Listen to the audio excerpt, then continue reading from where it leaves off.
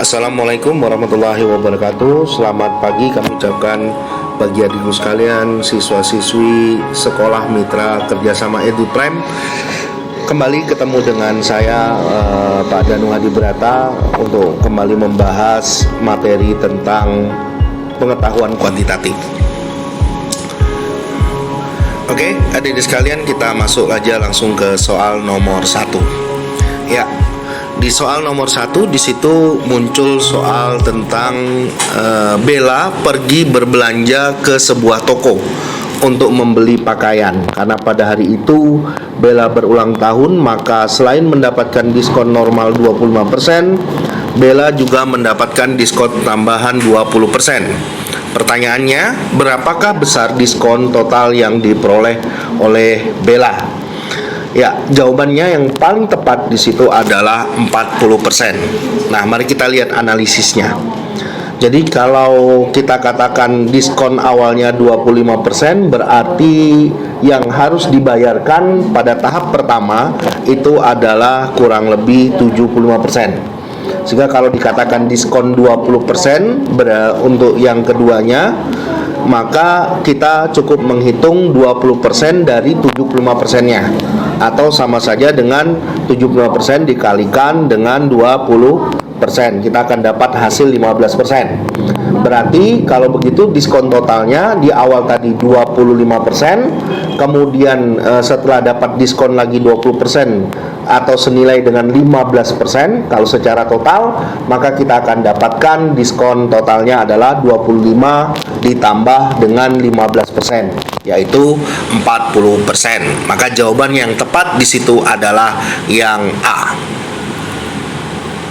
Oke, kita lanjut ke soal selanjutnya.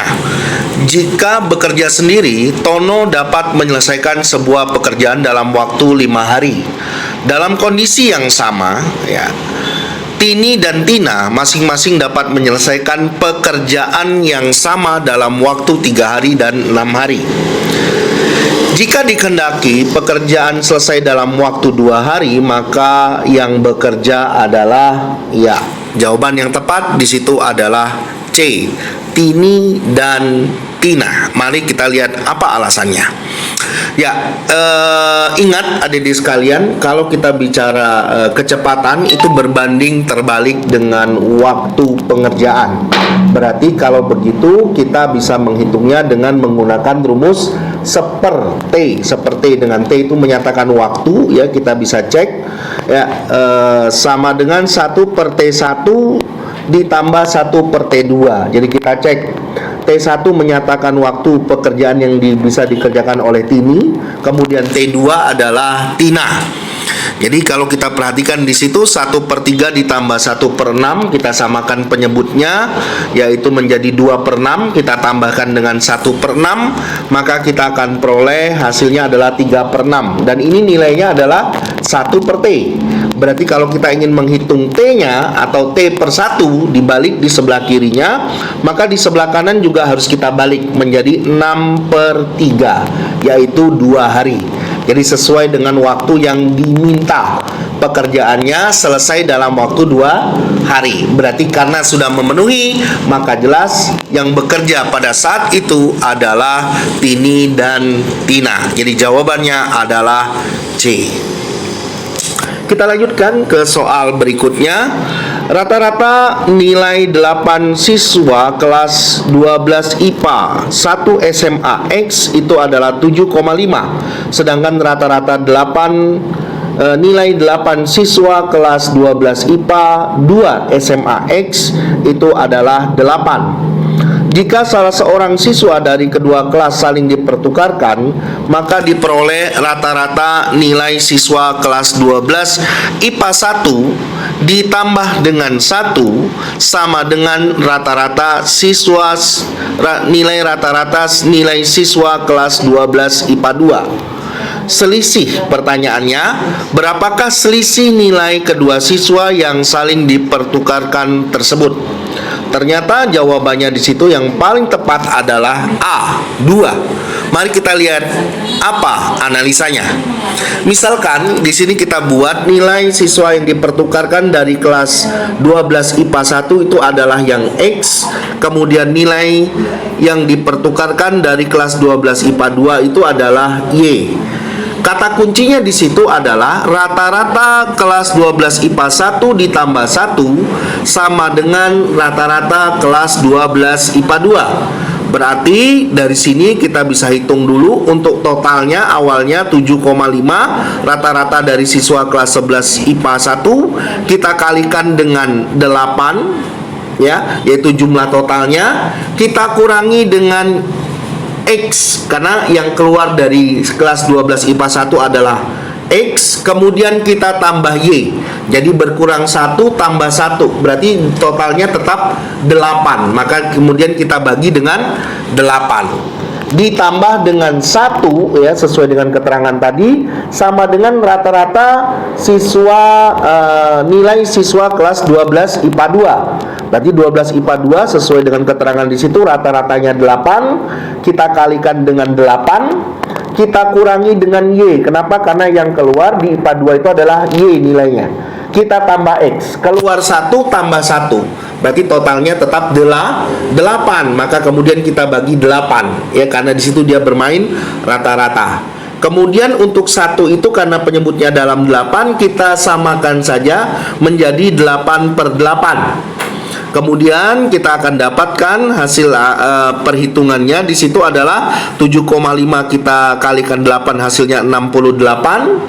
Kemudian kita kurangi kemudian ditambah 8 ya, 60 ditambah 8 itu adalah 68 jadinya. Kemudian min X tambah Y itu sama dengan 8 kali 8 di situ adalah 64. Kemudian kita kurangi Y, kita tambah X. Nah, 8-nya bisa langsung kita hilangkan karena penyebutnya sudah sama. Jadi tidak perlu kita kali silang agar kita tidak terlalu pusing dalam menghitungnya karena angkanya terlalu besar. Itu alasannya 1 saya ubah dalam bentuk 8/8. Kemudian kita kelompokkan ya, 64-nya kita geser ke kiri, kemudian yang di sebelah kiri min X plus Y-nya kita geser ke kanan. Maka kita akan dapat menjadi 2X dikurangi 2Y sama dengan 4. Dari 68 dikurangi 64. Jadi ketemunya 4 di situ. Nah, karena yang ditanyakan selisih berarti bukan 2 kalinya. 2-nya kita keluarkan dulu, kita akan dapat X min Y sama dengan 4. Maka selisihnya atau X min Y-nya saja itu tinggal 4 kita bagi dengan 2. Maka hasilnya sama dengan 2. Jadi jawaban yang tepat di situ adalah yang A. Kita lanjut ke soal berikutnya. Manakah hubungan antara kuantitas P dan Q berikut berdasarkan informasi yang diberikan ya. Jadi seorang anak berdiri menghadap gedung X dengan sudut elevasi 30 derajat. P adalah jarak siswa ke gedung ya, ke gedung berarti terhadap sisi mendatarnya gitu ya. Q juga sama. Jadi seorang anak berdiri menghadap gedung X dengan sudut elevasi 45 derajat, dengan Q adalah jarak siswa ke gedung. Jadi terhadap tanah ya. Jadi bukan ke atap gedung tapi terhadap tanah. Jadi yang mendatarnya, yang horizontal ya. Nah, ternyata jawaban yang tepat di situ adalah P lebih dari Q. Kenapa bisa seperti itu? Mari kita lihat prinsipnya ya, adik-adik sekalian. Makin kecil sudut yang dibentuk, maka jarak seseorang terhadap objek yang sama itu akan makin jauh. Adik-adik nanti bisa cek gitu ya dengan menggunakan Pitagoras sudut istimewa. Kalau sudut yang terbentuk 30 derajat ya, kemudian kalau sudut yang terbentuk 45 derajat, kalau sudut yang terbentuk 60 derajat ya, Pitagoras sudut istimewa. Atau nanti adik-adik bisa cek dengan menggunakan trigonometri ya, sin, cos, dan tangen. Nanti adik-adik kan akan mendapatkan perbandingan jaraknya memenuhi seperti ini. Sehingga kalau begitu adik-adik sekalian, ini bukanlah merupakan soal yang adik-adik memang harus menghitung secara detail gitu ya, tapi konsep dasar. Ini model soal yang berkaitan dengan konsep dasar. Jadi adik-adik sekalian harus memahami konsepnya gitu ya, agar adik-adik sekalian bisa menjawab soal ini dengan benar. Jadi kalau gitu jawabannya yang tepat adalah P lebih dari Q ya, jawabannya adalah A. Nah, untuk soal selanjutnya, suatu fungsi kuadrat Y sama dengan F1X diubah menjadi Y sama dengan F2X yang puncaknya menjadi P, Q, dengan P dan Q itu keduanya positif.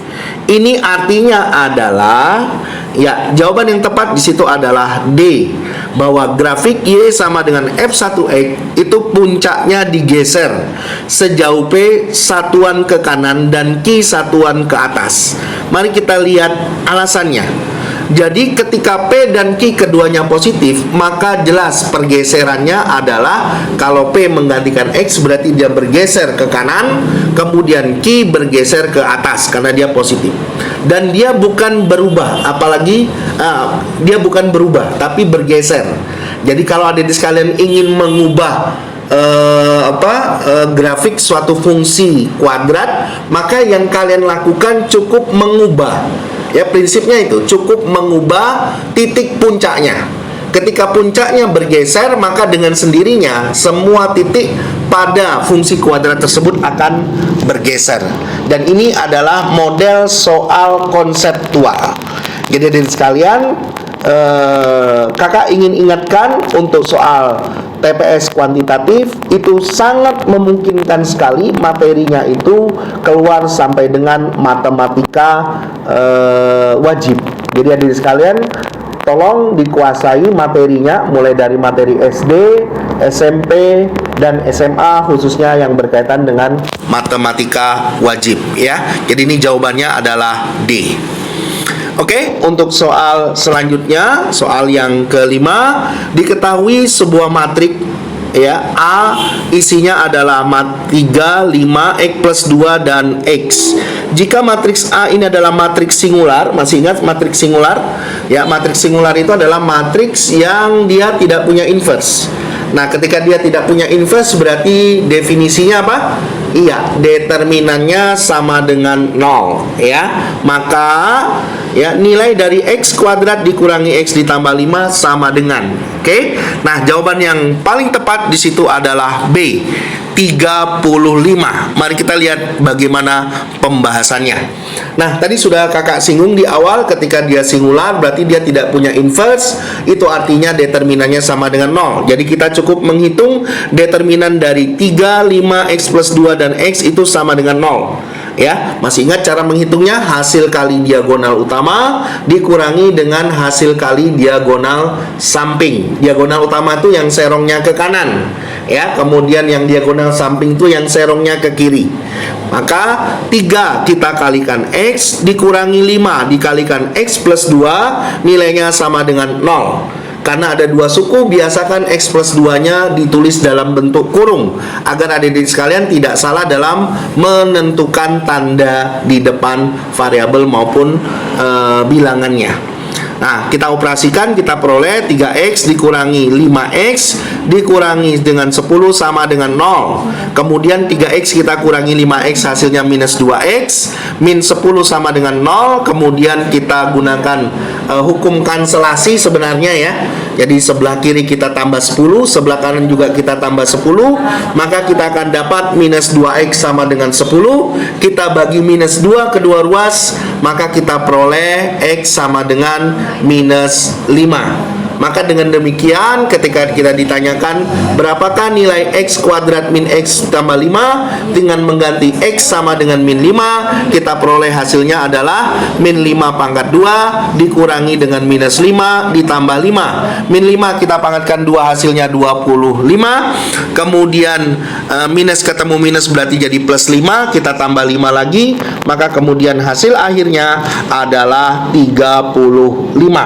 Dengan demikian jawaban yang tepat di situ adalah yang B.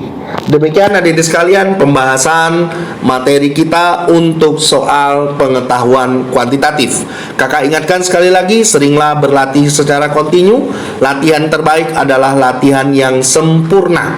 Adik-adik harus selalu berusaha untuk selalu lebih baik dari waktu ke waktu. Demikian pembahasan dari kakak. Salam juara.